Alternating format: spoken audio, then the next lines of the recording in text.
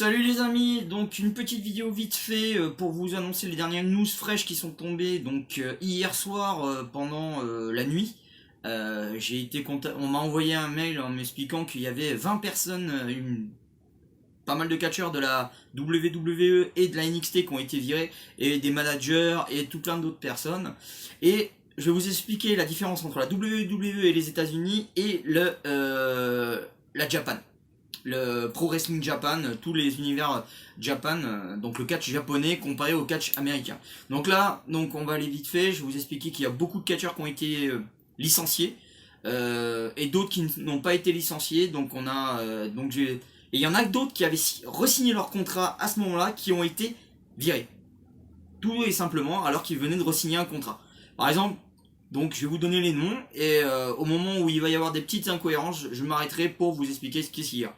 Donc on a Dave Maverick qui a été éliminé, il y a Kurt Hawkins qui a été viré aussi, on a Carl Anderson et Luke Gallows qui ont été virés alors qu'ils venaient juste de re-signer un contrat. Et là où je me pose une question, c'est vu que AJ Styles avait dit que s'il venait à WWE, il venait avec ces deux compères. Donc les aussi sont partis, je ne sais pas si AJ Styles va rester, ou peut-être qu'il va rester juste là et après il va repartir, on ne sait pas encore.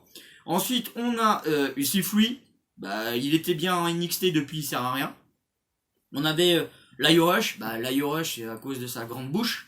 S'il n'avait pas parlé comme il avait fait la dernière fois et qu'il avait dit qu'il ne voulait pas risquer, qui était tout bien à son honneur de vouloir protéger sa santé, ce qui était très très bien, il a été mis de côté, donc hop, au revoir. Eric Young, on a Heath Settler aussi, Kurt Angle, And English, Sarah Logan, la dernière fois qu'on l'a vu, elle a pas fait grand effet, mais bon, la question que je me pose, c'est vu qu'ils sont en train de virer ceux qui servent juste pour mettre en avant les grandes stars, qu'est-ce qui va nous rester?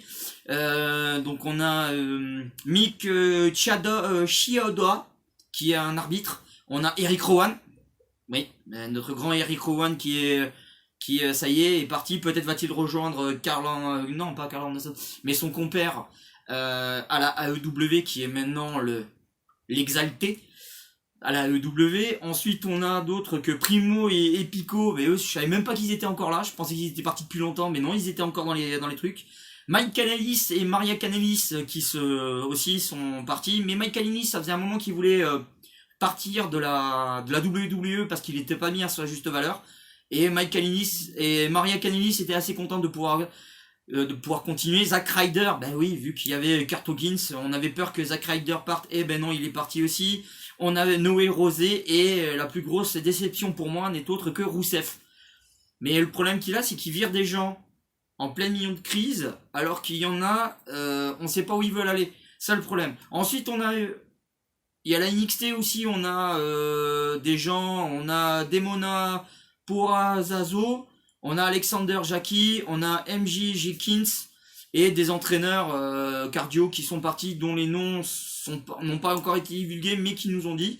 Donc voilà, on est parti sur une grosse, un gros licenciement. Tout ça pour pouvoir remettre à juste niveau leur compte. C'est uniquement pour ça. Faut pas oublier que Mr. McMahon est du côté des riches, donc voilà.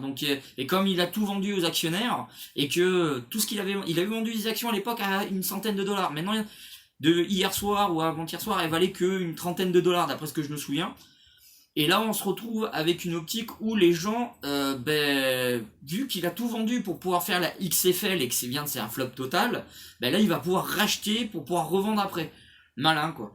Donc, voilà ce qui se passe aux États-Unis. Donc, on licencie. Tandis qu'au Japon, il y a eu une réunion avec tous les présidents des grandes fédérations de catch japonais, plus les présidents et tout ça, et ils essayent de trouver une solution pour maintenir les salaires des catcheurs japonais. Voilà. Et à juste milieu. Il y en a c'est pour l'argent, d'autres c'est pour le sport. Parce que le catch au Japon est devenu presque un sport national, comme le baseball ou le sumo, ou le sumotori. Donc voilà la différence des deux trucs. Donc c'était un petit coup de gueule que je voulais passer, parce que je trouve ça dommage qu'on fait signer des catcheurs, on les met dans un coin. Le problème de la WWE, et je le tape haut et fort, c'est qu'ils ont acheté tout ce qu'ils pouvaient pour éviter que la concurrence puisse les récupérer. Et le problème qu'il y a eu, c'est que la concurrence, ils ont pu récupérer 2-3 personnes, mais ça n'a pas bien marché. Donc voilà. Donc écoutez, c'était une petite news pour vous dire que je suis toujours confiné chez moi et tranquille. Donc, et vous aussi, restez confinés et ne soyez pas des confinis. Et ben voilà, prenez soin de vous, prenez soin de votre famille et essayez de regarder du catch. Moi, perso, je regarde de l'ancien catch parce qu'il y a du public, parce que le nouveau, c'est complètement différent. Et même avec les yeux fermés, on n'arrive pas à ressentir les émotions qu'on citait quand il y avait le public. Donc voilà, bon, ben c'était Nat. Je vous remercie de suivre encore ce nouvel épisode de la cave du Grand Natalou. Donc à la prochaine et amusez-vous bien. Bye bye.